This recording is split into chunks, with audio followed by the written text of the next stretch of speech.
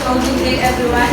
My name is April Endiasta and today I will be discussing the primer on the Solo Parent Welfare Act of 2000, or also known as the RA 8972, which it is an act providing for benefits and privileges to solo parents and their children, appropriating funds therefore and for other purposes.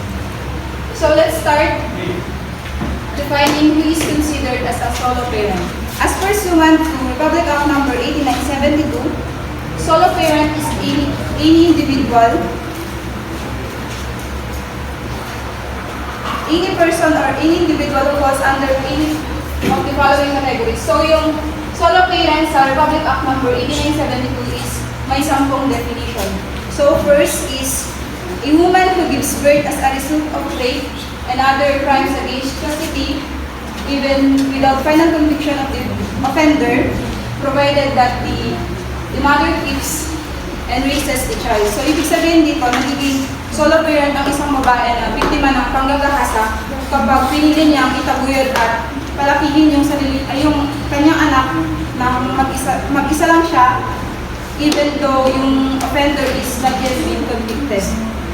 Then, definition number 2, parent left solo or alone with the responsibility of parenthood due to death of the spouse. So, pag sinabing death of the spouse, nagiging solo parent siya kapag namatayan siya ng asawa. Then, third one is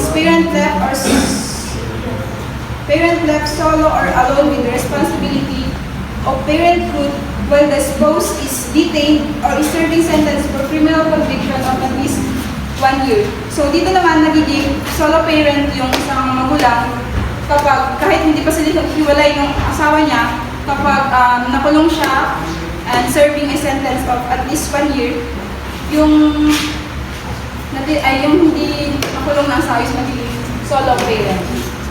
Then the fourth one is parent left solo or alone with the responsibility of parenthood due to physical and or mental incapacity of spouse as certified by a public medical practitioner. Dito naman, nagiging solo parent ang isang magulang kapag yung asawa niya is mentally or physically incapacitated.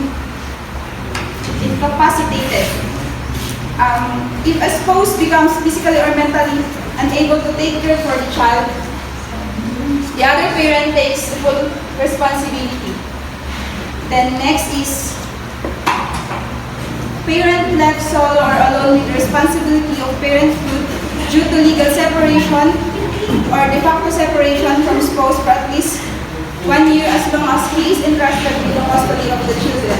So dito naman, hindi pa nagiging isang solo parent yung isang magulang kapag naghiwalay sila ng asawa niya sa pilitan ng hiwalayan or legal separation. Kung sino yung may custody ng bata is siya yung magiging solo parent.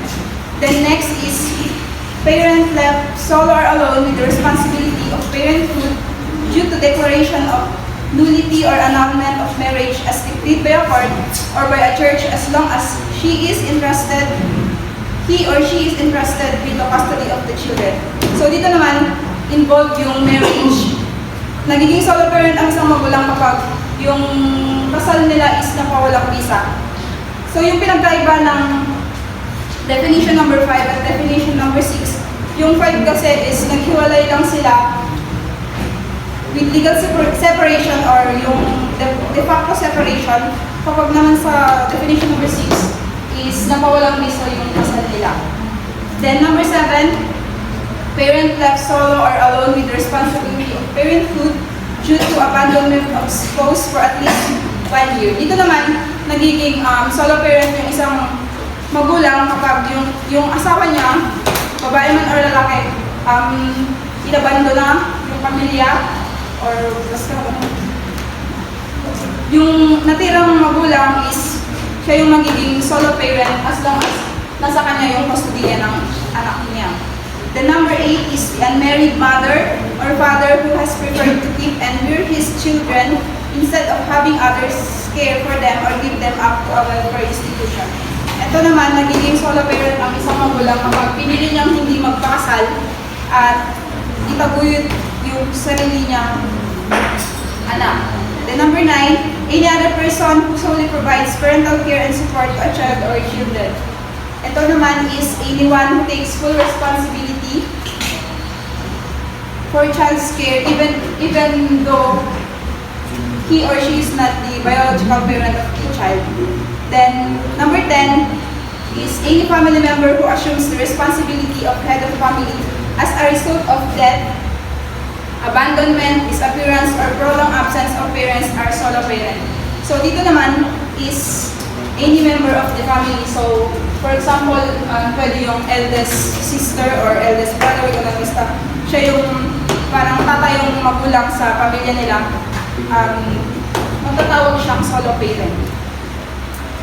Then next, dinefine din ng Republic of Number 8972 who is considered as children.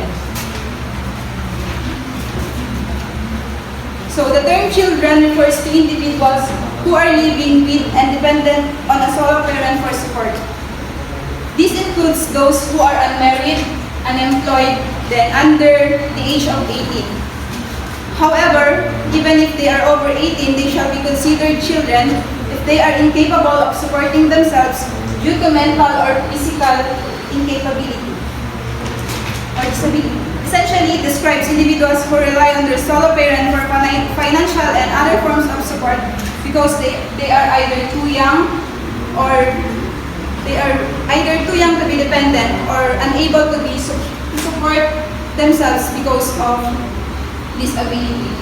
So yung matatawag dito na children is yung mga hindi pa kasal, wala pang trabaho, or below 18. So matatawag din na children yung above 18 kapag sila is meron silang parang person with disabilities ganun. Then next, what is parental responsibility? So, yung parental responsibility is, it refers to the rights and duties of a solo parent over their minor children as defined in Article 222, Executive Order Number 209, or also known as the Family Code of the Philippines. This law defines the obligations and rights of parents in relation to their children who have not yet become legally independent. So their duties includes supporting or educating and guiding their children, providing discipline and providing their needs according to their means, and protecting and teaching them with values, ensure them well-being, and represents their interests while demanding respect.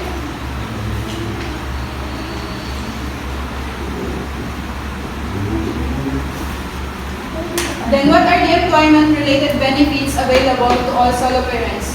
So may tatlong dito. First is flexible work schedule.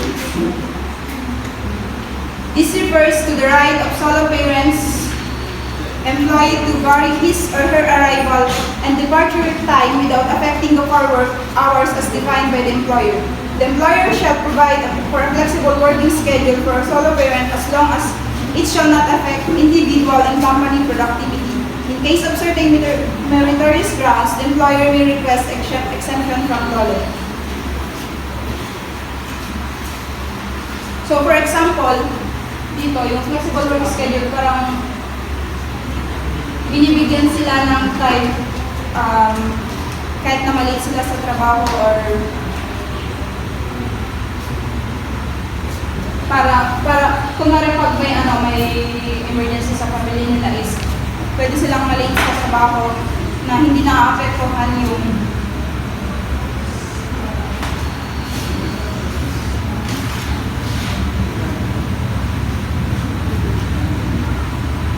core work hours nila. Then number 2 is no work discrimination. Employer are prohibited from discriminating against any solo parent employee with respect to the terms and conditions of employment on account of his or her status. For instance, they can deny a solo parent promotion or benefits just because of their status. So parang walang discrimination sa mga solo parent. Yun yung mga isang benefits Then number 3 is parental leave. So they are given 7 days of each year to take care of their child's needs. For example, they can take time to bring their child to a doctor's appointment, or kapag kailangan sila ng mga anak nila, may 7 days leave sila per year. Then next, what other benefits are available to solo parent? Number 1 is educational benefits, 2 housing benefits, then 3 medical assistance. Sa educational benefits, solo parents and their kids may get scholarship for educations. For example, a solo parent can apply for financial help to pay for their child's school fees. Then sa housing benefits naman, solo parents can apply for affordable home with easy payment options. Then number 3, medical assistance. Solo parents and their children can get healthcare support for the government, hospitals, or local health centers.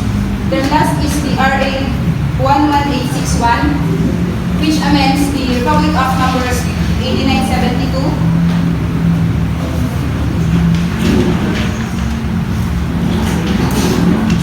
Republic Act number 11861, also known as Expanded Solo Parent Act, which broadened the definition of qualifies as a solo parent.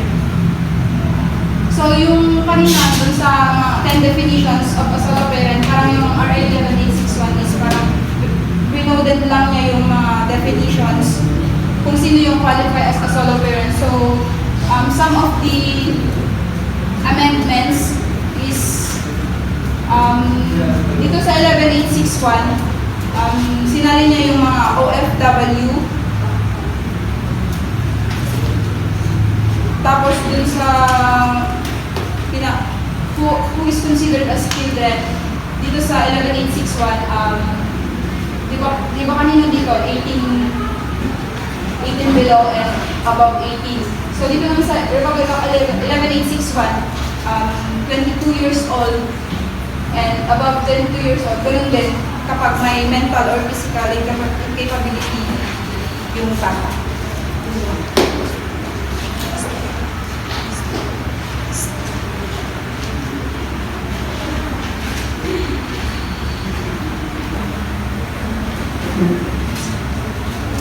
Any questions? Right. How does the Solo Parents Welfare Act of 2000 balance the professional and parental responsibilities of solo parents in the workplace? The Republic Act number 8972 balance the professional and parental responsibilities of a solo parent by providing flexible work schedule, no work discrimination, and providing parental leave, allowing them to go to work and do their parental responsibilities without facing penalties and discriminations in the workplace.